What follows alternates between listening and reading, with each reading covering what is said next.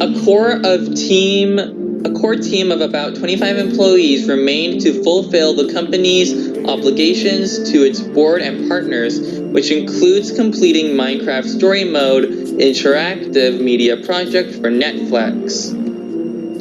According to Dan Connors, the studio had been ready to close another round of financing when their last major investor pulled out. The company executives had to make the decision to end all production as well as possible without this investment. While Connors did not specify which investor pulled out, Variety suggested that this may have been Lionsgate, which had contacted Telltale's board the previous week about its intent to pull out of funding Telltale in order to return to its core film business.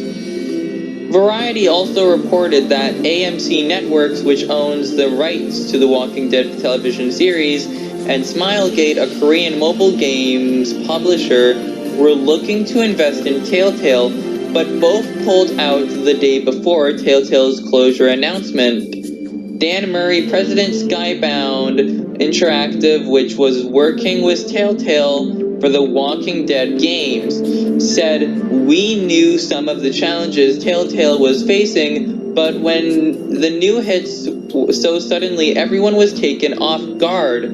While anonymous Telltale employees stated to The Verge that they had known the company was in financial trouble in the months leading up to the closure, and was the months leading up to the closure, and was further hurt by leaks of news related to the Netflix deal, which management wanted to use as a lure for speculative investors.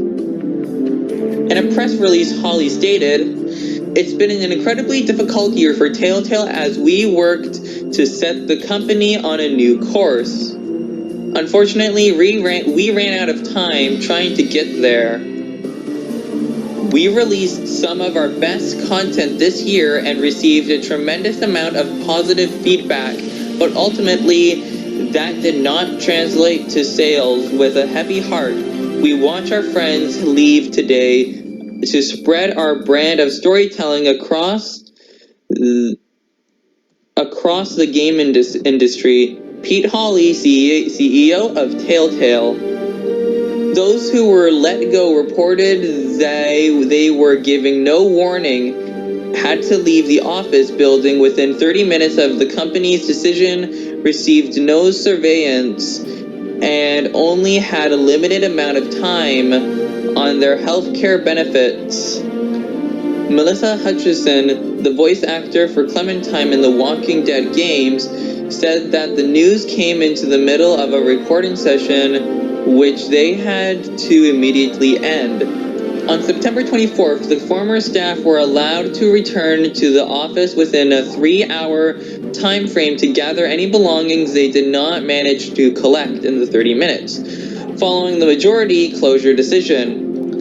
The suddenness of the closure, along with the lack of post-layoff support for the employees, led to renewed discussions about the need for video game developers to unionize with the Game Workers Unite grassroots movement, calling the treatment of Telltale employees exploitative.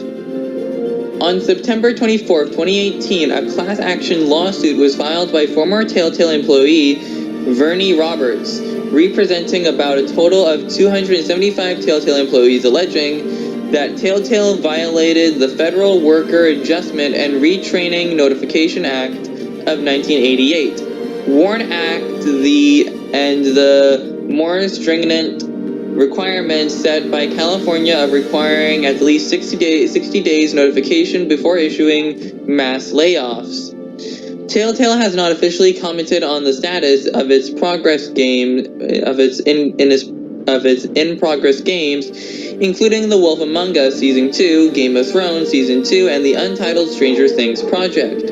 But laid-off employees alleged that teams working on these games had all been let go.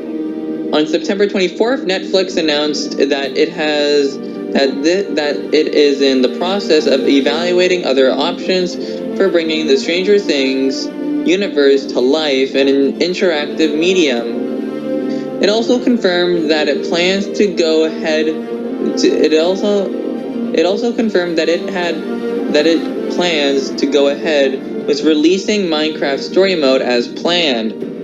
The first 3 episodes of Minecraft Story Mode were subsequently released on Netflix on November 27th, and the remaining 2 were released that December. Telltale released the second episode of 4 of The Walking Dead, the final season, as scheduled on September 25th, 2018, and stated that it had been contacted by multiple potential partners to help bring the last 2 episodes of the series to a completion in some manner.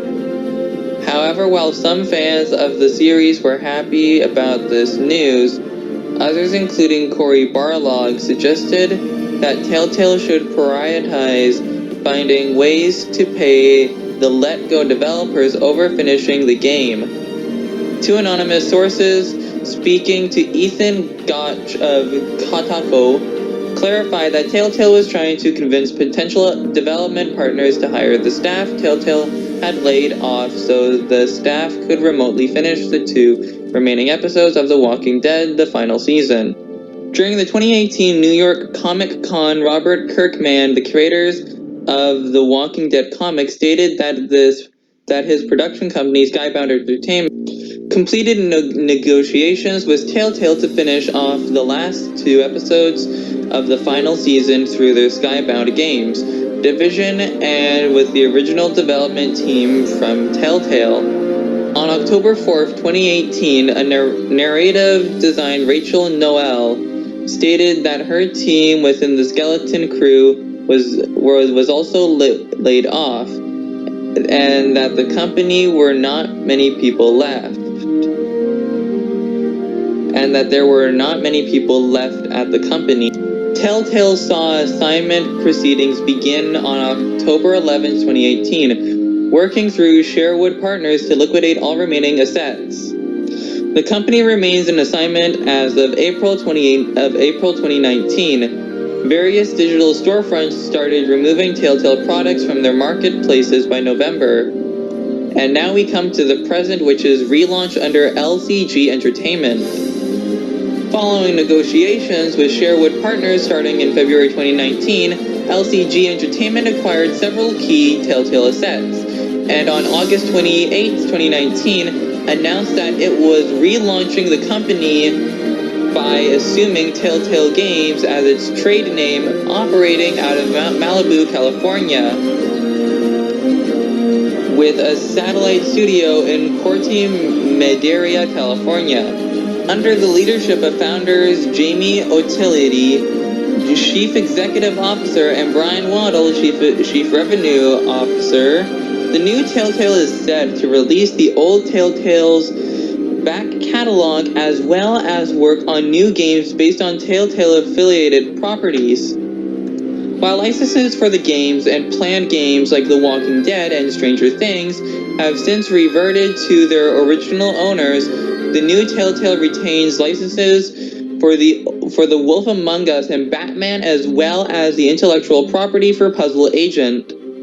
The new Telltale is expected to start small for the first 6 months to regain distribution channels, and the company has offered former staff of the old Telltale freelance roles within the company with the potential for full-time positions at a later point in time. Partners in the new Telltale include publisher Athlon Games, which will handle distribution and financial contributors Chris Kingsley, Lyle Hall, and Tobias Strojan. None of the newly involved parties had previously worked with the old Telltale. The first game under this new company was a re-release of Batman the Telltale series, adding in new noir-style shader among other fixes, which was released in December 2019.